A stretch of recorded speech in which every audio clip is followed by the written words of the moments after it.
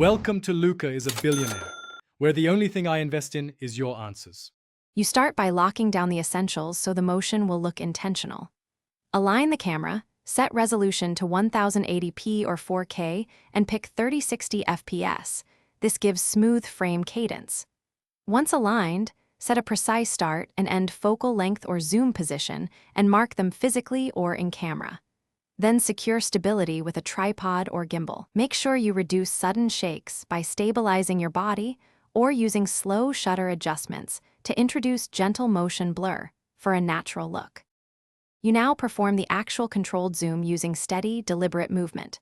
Start the zoom at a consistent speed, aim for 2 to 6 seconds depending on scene length, and use your arm, a follow focus, or a motorized zoom to avoid jerks.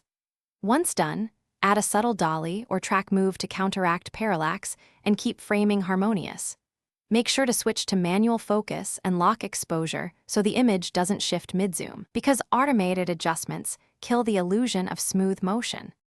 You finish by refining the clip and addressing problems before exporting.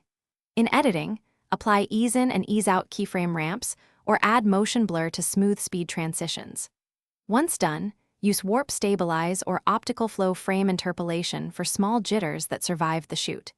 If you notice focus breathing or exposure jumps, reshoot with manual focus and locked exposure at a slower zoom speed, because correcting those in post is limited. One key tip: always test a short take and review full screen before committing to the final take. Thanks for watching and please subscribe. It's the best investment you'll ever make.